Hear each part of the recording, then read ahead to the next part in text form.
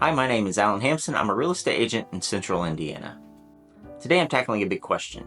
If you own a home already and you're looking to buy a new one, what should you do first, sell or buy? If you've been wondering how to juggle buying and selling a home at the same time, stick around. I've got some insights to help you make the best decision. The first thing to understand is that there's no one-size-fits-all answer here. Whether you sell or buy first depends on a few factors like your financial situation, the housing market, and your risk tolerance. So let's break this down. What does it look like to sell first? The big advantage here is certainty. You know exactly how much money you have to work with for your next home. Plus, you're not stuck paying for 2 mortgages at once, which I know is a relief for a lot of people. If your lender won't allow you to carry 2 mortgages, unfortunately, you may be forced to use this option. Pros include financial clarity. There's no risk of owning 2 homes at once, and it's easier to make a strong offer on your next home. Cons, well, you may need temporary housing, there's potential stress in moving twice, and you might be forced to settle on a home because of time constraints. So here's a pro tip. If you go this route, a good option may be a short-term rental, or you can negotiate a rent-back agreement to bridge the gap between selling and buying. So what this means is that in the right situations, you might be able to lease your house back from the people buying your house, and this would give you more time to find your new home and hopefully avoid moving twice. Now let's talk about buying first. This strategy is often preferred and works well to help you find your next home without the risk of losing it while waiting to sell your current place. This is an attractive option because you can avoid moving twice, and you can really take the time to find your dream home because you don't have time constraints on when to be out of your current house yet. Even though this strategy is usually preferred, most of the time your only choice is to sell first because of financing restrictions. If you have relatively low debt or high income, then this method is probably your first choice. So let's look at the pros and cons. Pros: secure your next home without the rush, you avoid temporary housing, and you can move at your own pace.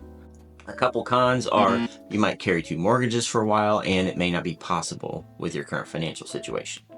So here's another pro tip. If you want to buy first but may not have the cash you need before selling your home, talk to your lender about bridge loans or home equity line of credit, otherwise known as a HELOC for short.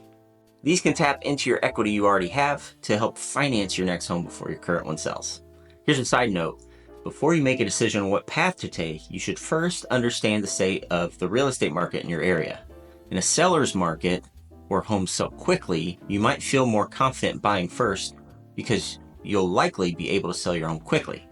But in a buyer's market where homes sit on the market longer, you might prioritize selling first to ensure you're able to sell your home. Knowing the local market will help you make a better decision regardless of your preference. A good local real estate agent could be tremendously valuable in this aspect, which is just one of the reasons why I recommend finding one as early as possible in your home buying journey. Both of these options make you nervous and you're not really ready to fully commit to one strategy. You might want to consider a hybrid approach. Now, this is not usually something I would recommend, but it's still one we should talk about. With this option, you would put your home on the market contingent upon finding a new home. So what this means is that the sale of your current home depends on you securing a new one, usually giving yourself a set amount of time to find a home once you go under contract to sell. Alternatively, when making an offer to purchase your new home, you would include another contingency that allows you to back out if your current home doesn't sell. Now listen, I can understand why this sounds appealing because it does provide a little more certainty for you. But the reason I don't like it is because it dramatically decreases the odds of selling your home. The certainty it provides to you as a seller brings more uncertainty to everyone else involved, and therefore much less likely to enter into a purchase agreement with you. When they finally do go under contract, if at all, it will often be at a discount and your purchase will likely need to be at a premium since both offers are not as appealing to everyone else. Pros here are more certainty for you. However, the cons list is much longer. Much higher likelihood of the deals falling through or not getting accepted at all.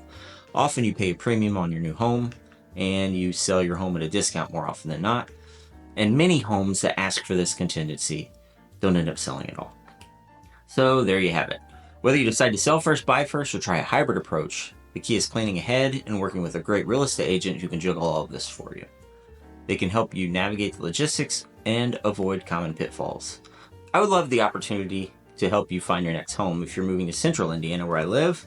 But if you don't live here, I also have connections to other great agents all over the country that I'd be happy to introduce you to if you are not in Indiana.